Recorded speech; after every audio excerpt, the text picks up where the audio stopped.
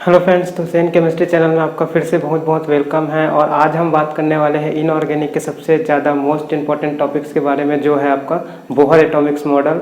ये Bohr Atomics model जानना हमको काफ़ी इंपॉर्टेंट होता है, क्योंकि इनऑर्गेनिक केमिस्ट्री में जब हम एटॉमिक स्ट्रक्चर पढ़ते हैं तो शुरुआत यहीं से करना होता है हमें। तो जानते हैं कि बोहर एटॉमिक मॉडल आखिर होता क्या है। ये एटम के स्ट्रक्चर के लिए मॉडल दिया गया था बोहर्स का, और जो ये आपका बोहर एटॉमिक मॉडल है वो बेस्ड होता है आपके मैक्स प्लैंक के क्वांटम थ्योरी के पर। ठीक है ना, जो मैक्स प्लैंक का जो क्वांटम थ्योरी था उस पे ये बोहर एटॉमिक मॉडल क्या है, बेस्ड है। तो जानते हैं कि आपका बोहर एटॉमिक मॉडल के कौन कौन से ऐसे पोस्टुलेट्स थे। हम ऐसे तो हम जान ही चुके हैं कि आप जो ये आप देख सकते हो एटम का स्ट्रक्चर हमने बनाया है कि जो बीच का हिस्सा होता है जिसको हम क्या कहते हैं, न्यूक्लियस कहते हैं, और उसके चारों तरफ क्या होता है, इलेक्ट्रॉन कंटिन्यू घूमते रहते हैं। तो ये न्यूक्लियस के चारों तरफ हम ये छोटे छोटे ऐसे इलेक्ट्रॉन बना सकते हैं, जो इलेक्ट्रॉन क्या कर रहे हैं, लगातार इसमें घूम रहे हैं। तो बोहर एटॉमिक मॉडल का जो पोस्टुलेट्स था कि कौन कौन सा ऐसा मेन पॉइंट रखा गया बोहर एटॉमिक के मॉडल के अंतर्गत जो हमें एटम के बारे में क्या करता था, इंफॉर्मेशन देता था। तो सबसे फर्स्टली हम देखते हैं कि फर्स्ट पोस्टुलेट्स था वह हमने लिख रखा है ऑर्बिट या सेल। तो इसके अनुसार, इसके अकॉर्डिंग क्या बोला गया कि किसी भी एटम में न्यूक्लियस के चारों तरफ, ये आपका न्यूक्लियस है, न्यूक्लियस के चारों तरफ क्या करता है, इलेक्ट्रॉन लगातार घूमता है। और इलेक्ट्रॉन लगातार घूमता है तो उसी एरिया को, उसी सर्कल को एक नाम दिया गया बोहर एटॉमिक मॉडल में, और उसे क्या कह दिया गया, ऑर्बिट, या इसी को एक और नाम दे दिया गया जो कहलाया आपका सेल। तो आप कुछ भी कह सकते हो, इलेक्ट्रॉन जिसमें घूम रहा है उसे क्या नाम दिया गया, ऑर्बिट या फिर सेल नाम दिया गया। उसी तरह से आगे फिर ये बात उठती है कि जो अलग अलग सेल्स होते हैं या अलग अलग जो ऑर्बिट होते हैं, इनकी सबकी एनर्जी क्या होती है, डिफरेंट होती है। तो डिफरेंट डिफरेंट एनर्जी के कारण ही क्या किया गया, जितने भी अलग अलग ऑर्बिट या जिसको हम सेल कह रहे हैं, सभी को क्या किया गया, अलग अलग नाम दिया गया। तो इस तरह से अलग अलग ऑर्बिट्स को, किसी को सबसे शुरू वाले को, न्यूक्लियस से सबसे शुरू का जो ऑर्बिट है उसको के, उसके बाद एल, एम, एन, इस तरह से क्या किया गया, उसको अलग अलग एनर्जी लेवल सेल्स में क्या किया गया, डिवाइड किया गया, के, एल, एम, एन, या फिर हम इसको 1, 2, 3, 4 कह के भी पुकार सकते हैं। तो इस तरह से इनको क्या किया गया कि ये सभी सेल्स को क्या नाम दे दिया गया, एक प्रकार के एनर्जी लेवल सेल्स होते हैं जिसको हम के, एल, एम, एन कहते हैं। न्यूक्लियस के सबसे नज़दीक का जो ऑर्बिट होता है उसको के, उसके बाद वाले को एल, उसके बाद वाले को एम, इस तरह से नाम दिया गया। उसी तरह से आगे चल के बोल दिया गया कि ये जो ऑर्बिट होते हैं, इन ऑर्बिट में इलेक्ट्रॉन क्या होते हैं, घूमते रहते हैं। तो इलेक्ट्रॉन जब घूमता रहता है तो घूमने के दौरान क्या होता है, इलेक्ट्रॉन ना तो एनर्जी रिलीज करता है और ना ही एनर्जी क्या करता है, वो गेन करता है। तो एनर्जी ना तो रिलीज करना और एनर्जी ना तो गेन करना, मतलब इलेक्ट्रॉन जो लगातार घूम रहा है, तो इस ऑर्बिट के एनर्जी में कोई भी चेंज आने वाला नहीं है। तो ऑर्बिट का एनर्जी बिल्कुल भी चेंज नहीं होता, इसीलिए इस ऑर्बिट को एक और नाम दे दिया गया आगे चल के, वो हुआ आपका स्टेशनरी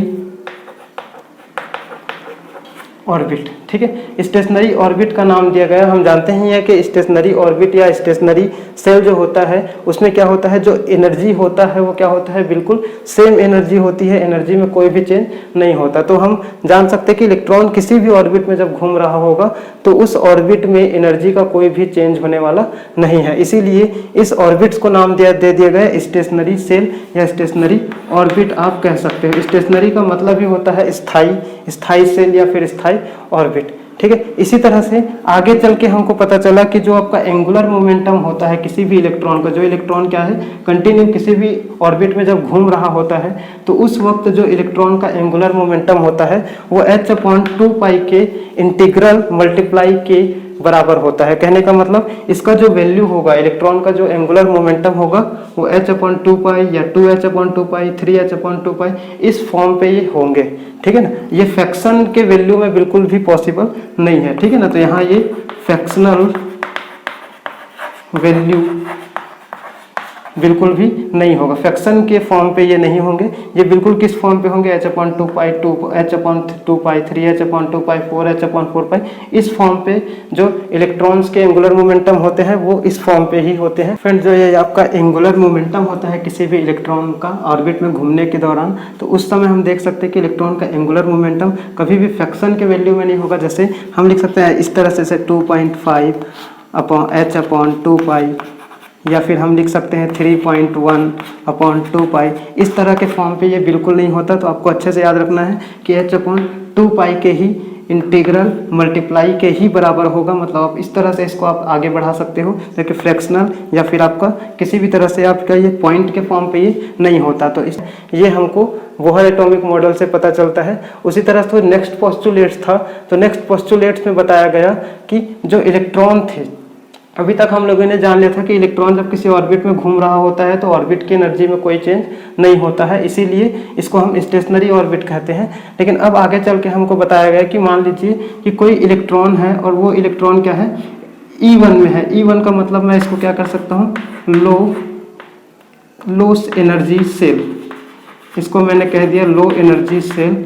और ये E2 का मतलब हो जाएगा आपका हायर, ठीक है, हायर एनर्जी सेल, ठीक है। तो कोई इलेक्ट्रॉन क्या है, लो एनर्जी सेल में है, अगर वो हायर एनर्जी सेल में जाता है मतलब वो एक्साइटेड होके जाएगा। तो इस प्रोसेस के लिए उसको बाहर से एनर्जी देना पड़ेगा हमको। अगर हम चाहते हैं कि कोई इलेक्ट्रॉन जो अपने ही लो एनर्जी लेवल वाले सेल में क्या कर रहा है, कंटिन्यू घूम रहा है, अगर उसको वो हम चाहते हैं कि वो जंप करके क्या चले जाए, हायर स्टेट पे चले जाए, तो हमको बाहर से क्या करना पड़ेगा, एनर्जी देना पड़ेगा।